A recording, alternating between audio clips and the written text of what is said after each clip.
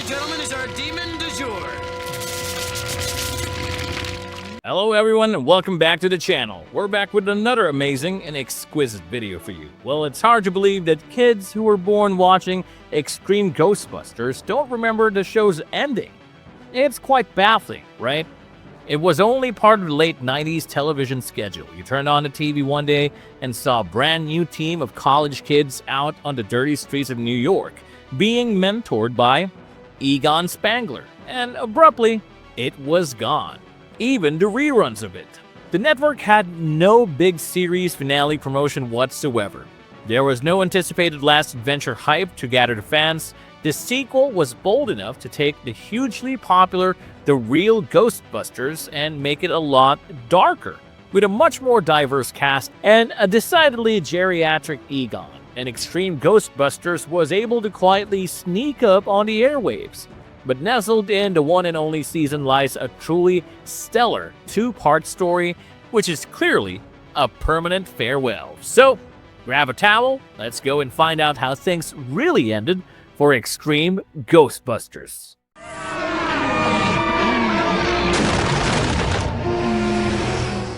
A different kind of Ghostbusters sequel.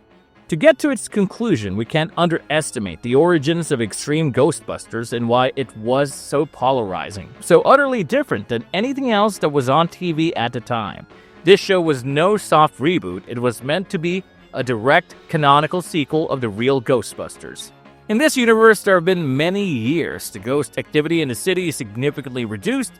The ghost hunt jobs were all cut and the original team went their separate ways. Only Egon Spengler remains behind lecturing at a local university while keeping the dangerous containment unit in the old firehouse under a strict lid. Supernatural problems are always bound to arise, so Egon brings in an entirely new cast of characters from his classroom. Amazing, right? This list was really special in the era it was compiled. You got your guy Eduardo Rivera, who was sarcastic and just a slacker with a strong moral conscience. You had the goth and paranormal-obsessed Kylie Griffin, who was arguably the show's big breakout role. You had the unapologetic, thrill-seeking athlete Garrett Miller, who was in a wheelchair, always seeking out danger. And you had your engineering student Roland Jackson, the responsible backbone of the cast. Janine Melnitz also came back, the office manager with a tongue as sharp as a tack, but now playing an important role as a link between the old guard and the next generation. The show embraced the horror-inflected tales with more scary ghosts, body horror, and darker moments than the Real Ghostbusters ever dared. There was a lot of anime styling influence and maturity that came into the visual direction. The show's production designer and art director, Phil Barlow, described his role by saying, "Head of the character department, I had a team of artists working with me. We designed a show, a week one's production, and in full swing." Phil Barlow interview, EGB Fans 2015.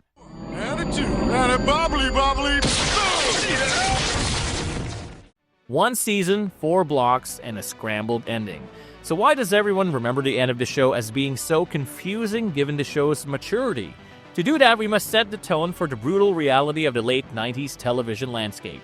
Extreme Ghostbusters was specifically made as a first-run syndicated weekday cartoon package in the fall of 1997, airing through local television stations rather than a single national network.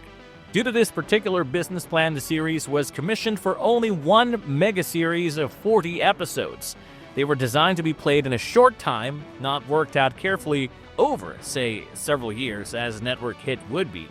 This was an absolute air-ordered chaos daily syndication. The episodes were regularly broadcasted on different regions and networks out of order.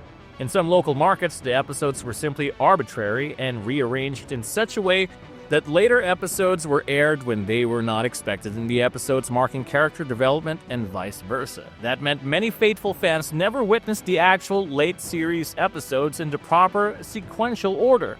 That is why for some people, the finale of the show is such a hazy memory. It didn't have a prominent season 1 is over moment that was marketed. After all the 40 episodes were finished, the network simply swapped the package right back into reruns, starting with episode number 1. Now, to most children who were still at home, it felt like an instant cancellation.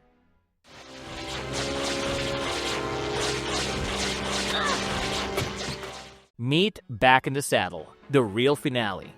Though the airings are chaotic, there is an end to it. For many fans and official reference sites, the series finale, Back in the Saddle, is the show's real ending, made of the two-part episode. Indeed, TV Tropes itself classifies this colossal two-part finale as a two-part series finale and a grand finale, the latter being a fitting conclusion to both the Extreme Ghostbusters and the original, the Real Ghostbusters continuities. In this episode, of course, that's so loved because it's when Peter Venkman, Ray Stantz, and Winston Zeddemore are reunited in the old firehouse to celebrate Egon's 40th birthday. It poses a massive, large-scale supernatural threat that just can't survive without the help of both generations of Ghostbusters. Most importantly, it provides both teams with emotional closure that they both needed. The old crew takes the new crew as their rightful replacement, while the new crew learns to respect the veterans.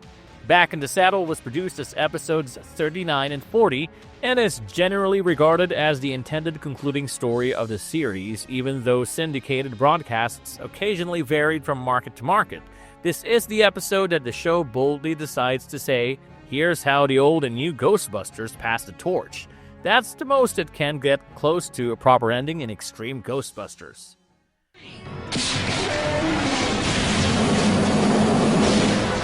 What happens in Back in the Saddle? Let's take a look at just how big this crossover unfolds. Part 1 is an excellent introduction. Ghostbusters return for Egon's birthday with their triumphant return to the firehouse. They're obviously older, a little out of shape, a little rusty.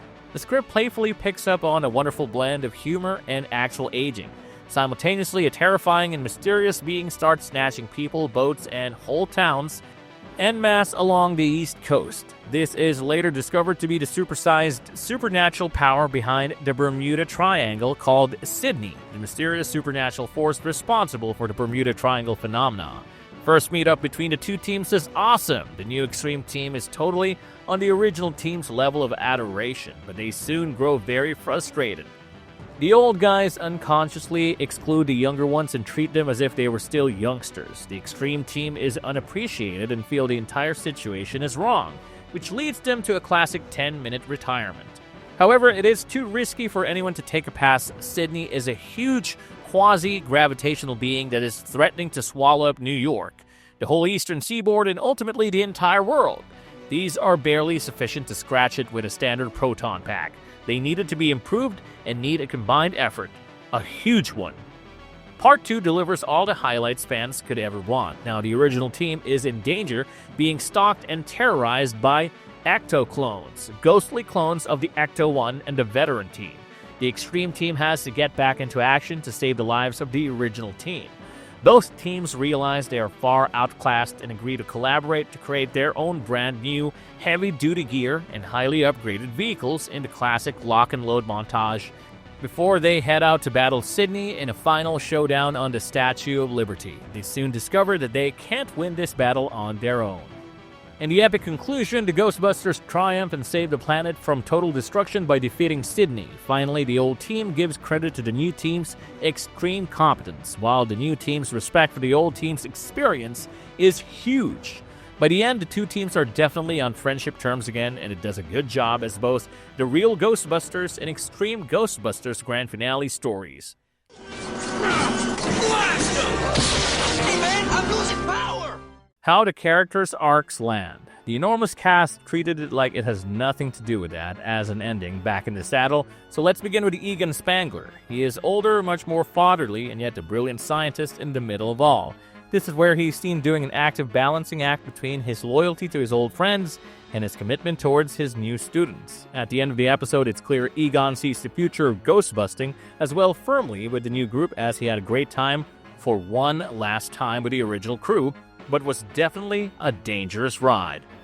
Maurice LaMarche, the very talented voice of Egon, was very enthusiastic about this character change. Maurice LaMarche reprised his role as Egon Spengler, portraying the character as an older and more mentor-like figure guiding the next generation of Ghostbusters. The Extreme team also enjoyed the great closing. Eduardo remains sarcastic, but he's always getting himself into trouble in the final chapter, particularly to save Kylie, and has established a growing level of trust. Kylie is the most serious and knowledgeable member, and her voice actress, Tara Strong, always enjoyed the quirky nature of Kylie. Kylie Griffin eventually became one of the series' most beloved characters, particularly because of her intelligence, gothic aesthetic, and expertise in the paranormal. What motivates Garrett to become a thrill-seeker gets its test, but he comes through for the older team and secures respect that they've earned. Roland remains, as usual, the reliable tech guy, and the gear he got in the finale is just a logical and welcome continuation of his engineering journey. The original team of Peter, Ray, and Winston is given a where are they now feeling. They're older, they're a little bit slower, but they're definitely heroic. The end is splendid in its recognition of their huge past, yet it's all too clear that they have no future of the difficult task. As an ending, Back in the Saddle doesn't send anyone off into retirement permanently. Instead, it lands squarely on mutual respect and coexistence. The old guard and the new guard both save the world, and the firehouse is in pretty good hands. No curtain calls, just reruns. Don't have much time. It would be an understatement if we won't say that the series had an excellent conclusion. It had no curtain call, all is in terms of production reality. Extreme Ghostbusters was created to be a self-contained syndicated format, not a multi-season network show. Executive producer Richard Reynes developed the show as a 40-episode syndicated package, which was a common model for children's animation during the late 1990s. After the first 40 episodes, there was no assured second season. The series sort of died the second it hits its scheduled episode number. This meant that there was no great announcement, no fancy finale advertising whatsoever, and no last episode ever teaser clips to let kids at home know. The 2-week run of Back in the Saddle and the rest of those few episodes that followed have them back in reruns, and eventually they were no longer picked up by the daily schedules. The viewing experience was totally disrupted. Many children viewing on local and UPN stations saw episodes out of order, so they may not have realized that they had seen the true ending. It never really ended for them. It was simply when Extreme Ghostbusters stopped turning up on TV. The show actually had a pretty powerful, emotionally satisfying end, if anything, but the low-key production and small size of the audience prevented that moment from being a cultural event. It was a goodbye that was not how we saw it, but a rediscovery by its fans later.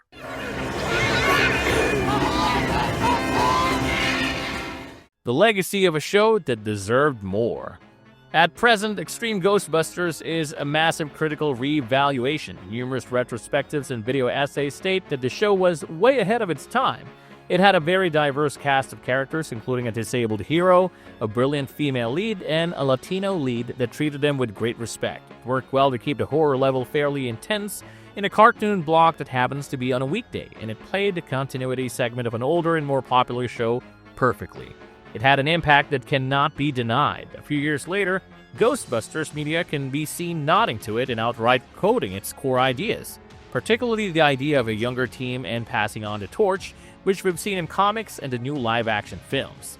This has been the best post-Real Ghostbusters take, and many hardcore fans would now boldly state so until recently in the movies. But the abrupt conclusion of the show from an emotional standpoint is a hugely missed opportunity. It definitely proved the concept of a next-gen Ghostbusters team was a phenomenal success, but it never had the second season that it deserved to have more stories and characters to develop.